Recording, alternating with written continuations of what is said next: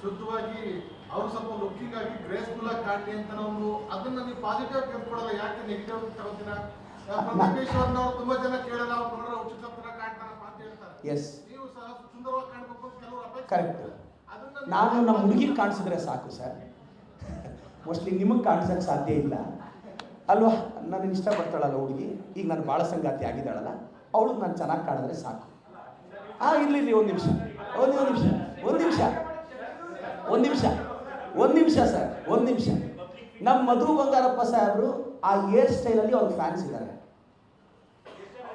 ನಾನು ಹೇಳಿದ ಲಕ್ಷಾಂತರ ಜನ ಇದ್ದಾರೆ ಸರ್. ವಿಜಯೇಂದ್ರ ಅವ್ರಿಗೆ ದೃಷ್ಟಿ ಸರಿ ಇಲ್ಲ ಅಂದರೆ ಅವರವರ ಭಾವಕ್ಕೆ ಅವರವರ ಭಕುತಿಗೆ.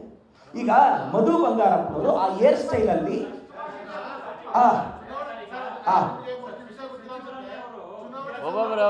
ಇಲ್ಲ ಮಾತಾಡಿ ಪ್ಲೀಸ್ ಸರ್.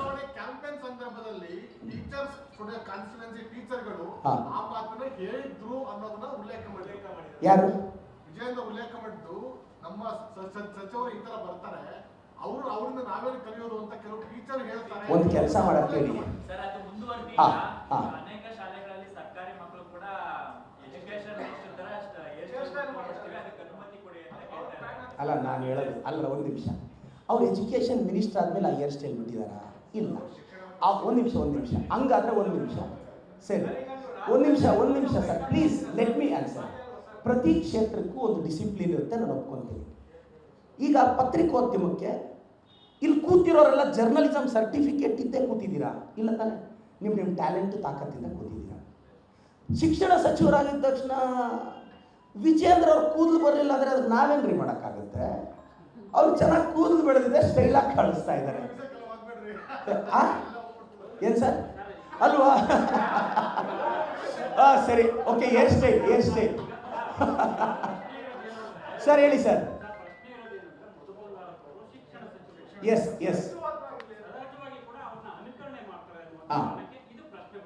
ಸರ್, ನಾನು ಹೇಳೋದು ಈಗ ನಾನು ನಿಮ್ಮನ್ನೇ ಕೇಳ್ತೀನಿ.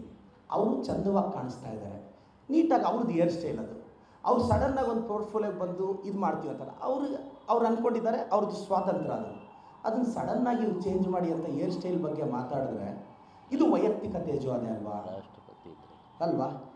ಈಗ ನಮ್ಮ ರಾಷ್ಟ್ರಪತಿಗಳು ಅಬ್ದುಲ್ ಕಲಾಂ ಅವರು ಈ ದೇಶ ಕಂಡ ಅತಿ ದೊಡ್ಡ ನಾಯಕ. ಅವ್ರ ಹೇರ್ ಸ್ಟೈಲ್ ಬಗ್ಗೆ ನಾವ್ಯಾರು ಪ್ರಶ್ನೆ ಮಾಡಲಿಲ್ವೇ? ಮೊದಲೆಲ್ಲ ಮೊದಲೆಲ್ಲ ಗಡ್ಡ ಬಿಟ್ಟರೆ ಲವ್ ಫೇಲ್ಯೂರ್ ಅಂತ ಇದ್ರು. ಗಡ್ಡ ಬಿಟ್ಟರೆ ಲವ್ ಫೇಲ್ಯೂರ್ ಅಂತ ಇದ್ರು. ಹಂಗಾದ್ರೆ ಇವತ್ತು ಈ ದೇಶದ ರಾಜ್ಯದ ರಾಜಕಾರಣದಲ್ಲಿ ಗಡ್ಡ ಬಿಟ್ಟವ್ರದೆಲ್ಲ ಲವ್ ಫೇಲ್ಯೂರಾ? ಅಲ್ಲ, ಒಂದು ನಿಮಿಷ ಸರ್ ಪ್ಲೀಸ್. ಅಲ್ಲಲ್ಲ, ಒಂದು ನಿಮಿಷ. ಈಗ ಗಡ್ಡ ಬಿಟ್ಟವ್ರದೆಲ್ಲ ಲವ್ ಫೇಲ್ಯೂರ್ ಅಂತ ಇದ್ರಲ್ಲ, ಈ ದೇಶದ ರಾಜ್ಯದ ರಾಜಕಾರಣದಲ್ಲಿ ಗಡ್ಡ ಬಿಟ್ಟವ್ರದೆಲ್ಲ ಲವ್ ಫೇಲ್ಯೂರಾ? ನನ್ನ ಹೆಸರು ಹೇಳಲ್ಲ.